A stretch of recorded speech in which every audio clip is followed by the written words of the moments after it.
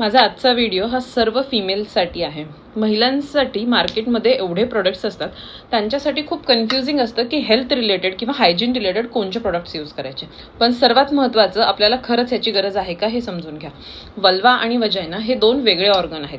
वजायना म्हणजे आतील भाग असतो, तो स्वतःच क्लीन राहतो. वल्वा हा बाहेरील भाग असतो, त्याला सौम्य स्वच्छतेची गरज असते. त्यासाठीचे जे मिथ्स आहेत, मिथ 1 म्हणजे पीएच मेंटेन करण्यासाठी फेमिनाईन वॉश गरजेचा आहे का?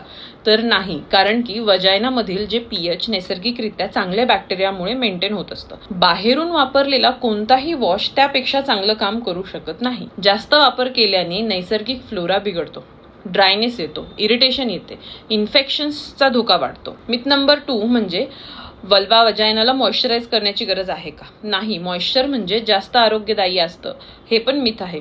कारण सत्य हे आहे, वल्वाला आर्टिफिशियली मॉइश्चराईज करण्याची गरज नाही. कुठल्याही प्रकारचे क्रीम्स किंवा scented washes, spray, intimate washes यामुळे ओलसरपणा वाढतो, फंगल इन्फेक्शन्स वाढतात, इचिंग वाढते, रॅश वाढते. त्यामुळे नैसर्गिक लुब्रिकेशन हे पुरेसं असतं. मिथ नंबर 3 म्हणजे फेमिनाईन वॉश इन्फेक्शन्सपासून वाचवतो. नाही, हे एकदम चूक आहे.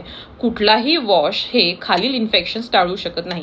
जर फंगल इन्फेक्शन, बॅक्टेरियल इन्फेक्शन किंवा सेक्शुअली ट्रान्समिटेड जे इन्फेक्शन्स असतात, हे सगळे इन्फेक्शन्स ह्या वॉशने टाळता येत नाहीत. मिथ नंबर 4 म्हणजे लॅक्टिक ऍसिड किंवा पीएच बॅलन्स्ड हर्बल म्हणजे सेफ असतं.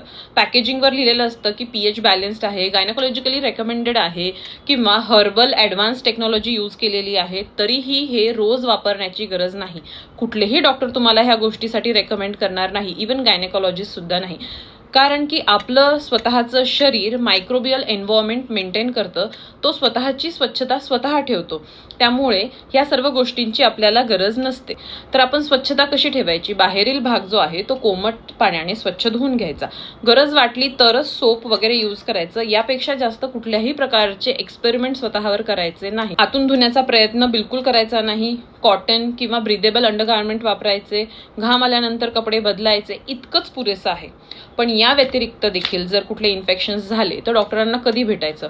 सततची इचिंग असेल किंवा वेगळ्या प्रकारचा डिस्चार्ज असेल, येलो, व्हाईट, क्रीमी डिस्चार्ज असेल, लघवी करताना जळजळ होत असेल किंवा अंगावरनं लाल जात असेल, तर अशा वेळी कुठलेही रॅन्डम प्रोडक्ट न वापरता डॉक्टरांचा सल्ला घेणं खूप गरजेचं आहे. त्यामुळे हे सर्व प्रोडक्ट्स यूज करण्याआधी आपल्या डॉक्टरांशी कन्सल्ट नेहमी केलं पाहिजे.